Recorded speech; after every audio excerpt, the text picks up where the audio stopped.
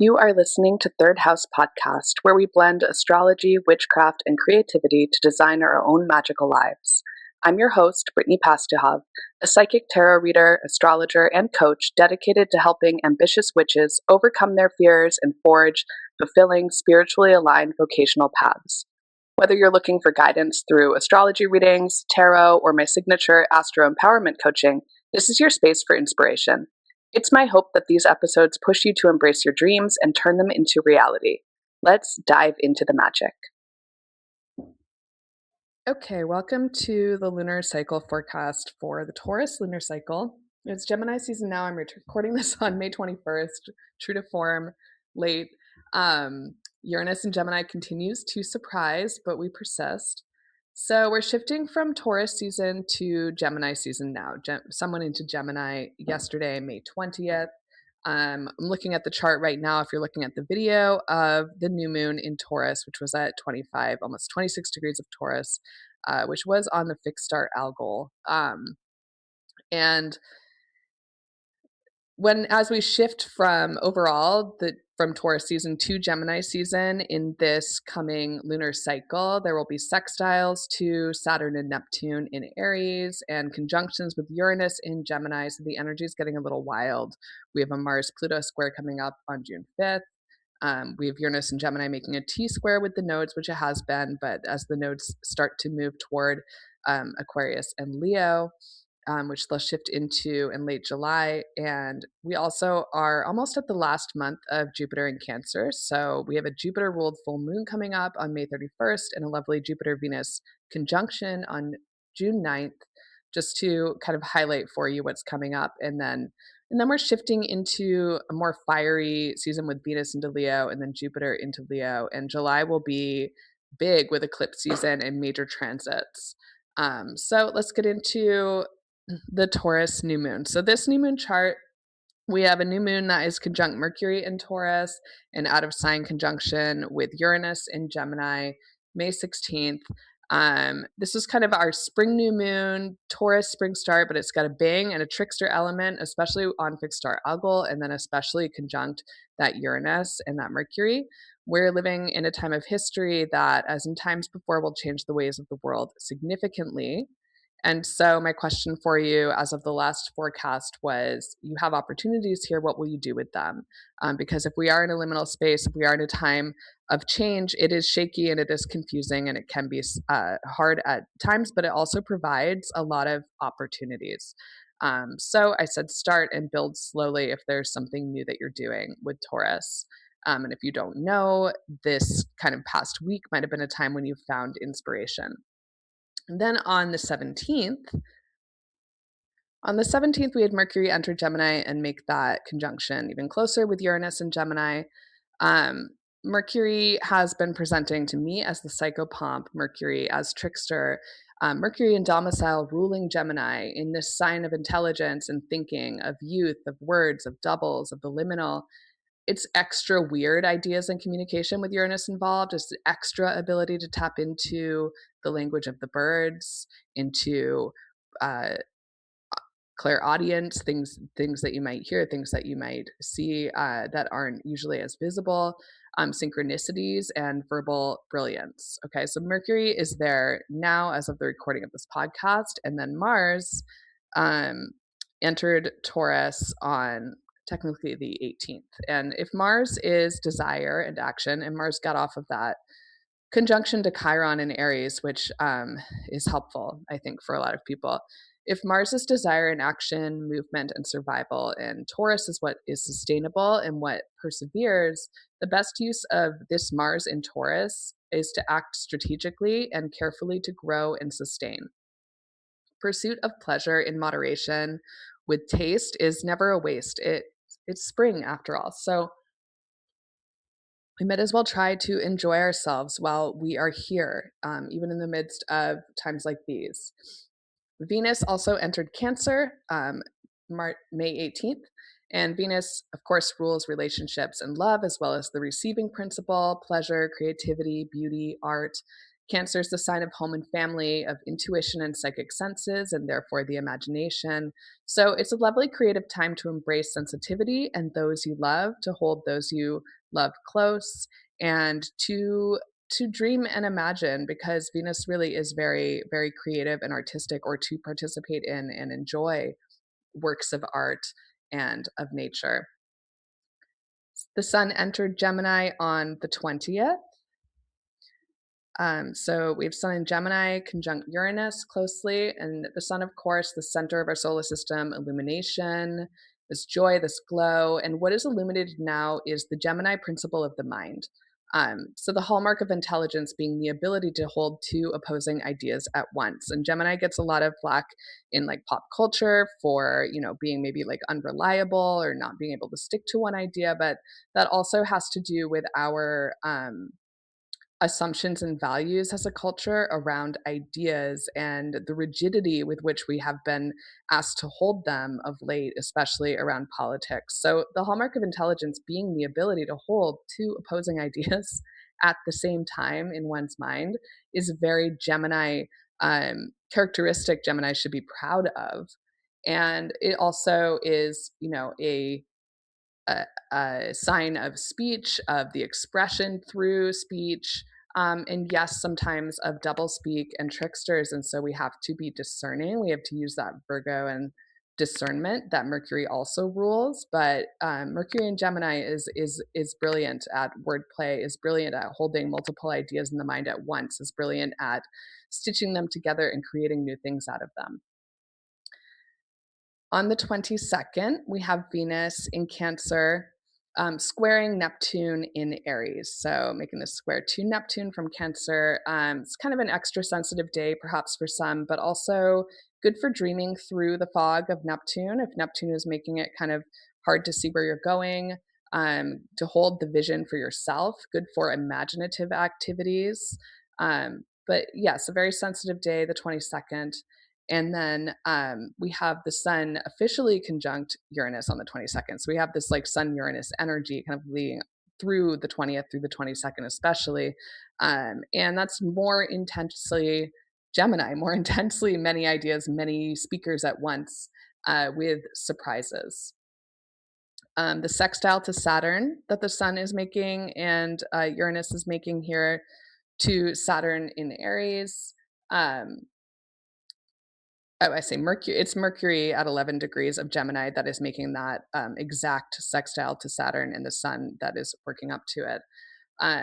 Mercury sextile Saturn, what is it you're working toward and building May 22nd? Your ideas matter, and they can be made into real matter. They can be made real, but it does take effort. So thinking about that on the 22nd too, as well as dreaming through the fog with that Venus Neptune square, if it can be hard to see where you're going. On the 24th, we have the sun in Gemini sextile Neptune. So again, the sextile is a friendly aspect. Sun breaks through clouds. You can still work towards clarity, even if it is a little more difficult than it was, depending on your chart placements in Aries, with Neptune in Aries. On the 26th, and of course, this is building the whole time, we have Mars square Pluto. Mars at 5 degrees of Taurus, squaring Pluto at 5 degrees of Aquarius. This is exact on the 26th and building until then. I don't love this. Seeing this coming, it's like a fight is brewing, power and control being used unwisely for unjust reasons, people up to no good. The best use of this is to remember what you're fighting for and what justice looks like, what you are aiming to grow and sustain, and how you want to transform society for the better. And hold on to that. It's often a threat to desire makes desire even stronger, and that is what you're looking for in the transformation of Pluto and Aquarius. And that strong desire is something Mars in Taurus is very, very good at, sustaining a strength of desire. On the 26th, the sun trine Pluto as well. So we have that Mars-Pluto square, but we also have the sun making an exact trine to Pluto from Gemini. And the sun creates the shadows, without which we would have no definition. It would not be, 3D. Artists use shadow to replicate 3D reality, right? So we need the shadows to define the light. What can be pulled out of the shadow here on this, especially with this Mars square Pluto, like what can be pulled out of the shadow? As I said, sometimes a threat to desire makes the desire ever stronger. There is something, an opportunity or some kind of light that can be pulled out of this day, May 26th. On the 28th, we have Venus square Saturn. So Venus still in Cancer and making that exact square to Saturn, as we have like when we have planets moving through Gemini, they're making sextiles to that Saturn Neptune Aries conjunction. But then when they're moving through Cancer, they're making squares, which is a more tense and often dynamic and active aspect. Sometimes reality hurts our feelings, like versus what you want to imagine to be true or what you wish were true. What is real and what is perception? May 28th, how can you close the gap between the dream and the present moment? You are more powerful than you think, and ever more powerful with a trusted friend at your side if it's a loved one that helps you to get through the challenge. On the 31st, we have our Sagittarius full moon. Just pulling up the chart for this. So we have our full moon in Sagittarius. It is trine, although I have the aspects very tight here, but it does make a trine to Neptune and Saturn in Aries here because Sagittarius is a fire sign. So moon in Sag is the last Jupiter-ruled full moon while Jupiter is in is his exaltation in Cancer. So mark your calendar for May 31st or May 30th, as it's this full moon is exactly full at 4:45 a.m. Sagittarius full moon can be used for luck, for breaking through barriers or road opening, especially with the trine to Saturn and Neptune in Aries, for the collection and expansion of knowledge, for travel dreams, explorations, journeys, for the increase of joy, or for expanded opportunities and luck in whatever house is holding Sagittarius in your chart, or is holding Jupiter in Cancer in your chart. Both of those houses are kind of highlighted at this time in your natal chart. So, for example, if Sagittarius is in my 6th house, perhaps I'm enchanting for good health. If it's in my 9th house, perhaps I'm enchanting for some kind of like travel dream that I have, a trip I want to take, or something I want to learn. 10th house, perhaps it's career, or if I have Jupiter in any of those houses, I can also be enchanting for those things. So, if you want to apply it specifically to your chart, you can. But I think whatever you have a need for, whatever it is that you need in the realms of luck and joy and positivity and opportunities. If you have a need for something specific, do that. It doesn't matter as much what the chart says, as much as what your life is saying, and they usually line up anyway. June 1st, Mercury enters Cancer, and things get slightly calmer here with Mercury entering the sign of sensitivity and more emotional communication. So protect what matters, take care of what is yours to take care of, say what needs to be said, but with attention to others' feelings. Cancer often gets accused of kind of keeping things in or like holding on to resentments. Like, do say what needs to be said. Don't listen to the impulse to kind of hold on to it. But with attention to sensitivity for others as well. The sun in Gemini, the sun in Gemini sextile Saturn in Aries on June 2nd. This may bring ideas. I mean, Gemini in general is ideas. Wherever Uranus is transiting in Gemini may bring you a lot of breakthroughs and awakenings in some way, as well as surprises. The sun sextile Saturn says ideas to break through blocks and open roads with effort. So it will take effort, but it's also like a friendly, kind of a helpful thing. Like maybe you find a way to solve a problem June 2nd or around then as it builds there. And then June 3rd, we have Mercury in Cancer square Neptune. So again, things moving through the cardinal signs, moving through Cancer, making squares to this Neptune-Saturn conjunction. So I think squares are very active and dynamic. This can be active imagination, the imaginative principle working through you and speaking through you, speaking through the fog, clearing some confusion with clarity, speaking from the heart with Mercury in Cancer. On the 9th, we have Venus meeting Jupiter in Cancer. This is a lovely aspect that builds, I would say, at least a week before then.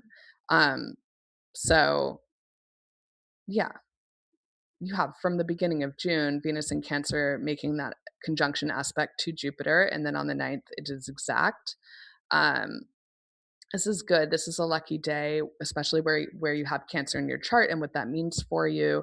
Jupiter in Cancer is expansion and optimism and protection in, particularly home and family and Cancerian areas of life, like the imagination, like food, abundance. And then Venus just increases that and offers more love to the situation. So Venus and Jupiter, they're together. That's a nice magical day to take advantage of for that Jupiter in Cancer, that exalted Jupiter, if you want to get another good day out of it before Jupiter goes into Leo, which is also great, but it's just not the exaltation, the sign of the exaltation, where Jupiter is especially in a favorable position, and that has been really helpful given what is unfavorable happening sometimes in the astrology of the world here. Okay, on the 10th, we have Mercury in Cancer square Saturn in Aries. So, making that exact square, which has been building. Sensitivity is a strength. Don't let fear make you back down from what matters to you and where you are meant to lead. This is a bit of a challenge to perhaps a fear or some fear of authority and leadership that you can rise to as well. Again, speaking from the heart or for protecting what you care about. On the 13th, we have Venus moves into Leo. And again, Venus, we know relationships, love, art, beauty, pleasure. Leo is all about self expression, especially creative, but also like leading in creative pursuits, kind of like leading often a theater troupe or like some kind of the star of the show, but the star as the center needs to kind of embody the mood of the room, right? Like lift everyone else up. So that kind of leadership, authority and loyalty, courage and confidence, generosity, warmth, self love, but also generosity for others. Like Venus in Leo goes really big. So going big for others, like being generous in what you're able to give to others, and also being generous to yourself in pursuing what you love and shining your light as well, and finding others who love you for that. That's very Venus in Leo energy. That starts June 13th this year.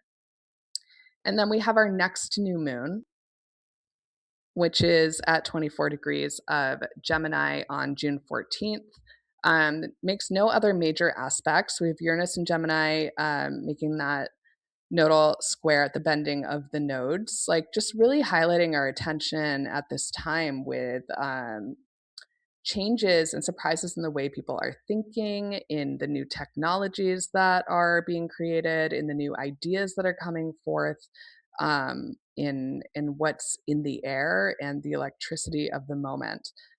So you can tap into that current with the new moon in Gemini on June 14th.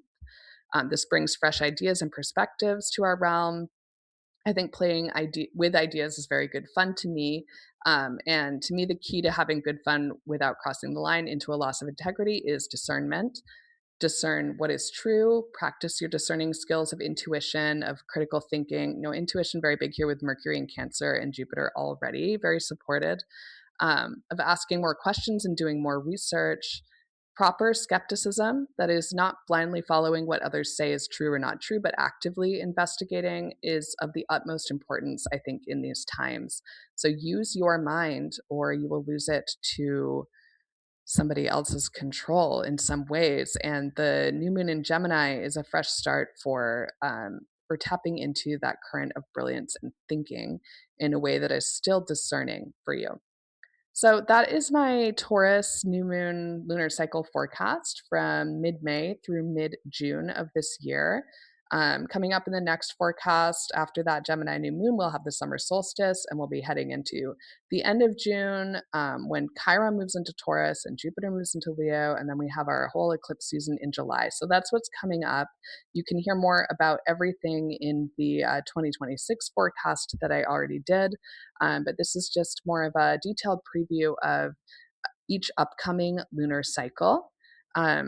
And I hope to also publish a few more podcast episodes in between that one, this current episode, and the next one. Make sure to listen to my conversation with Lucy Baldwin, which has also been posted today.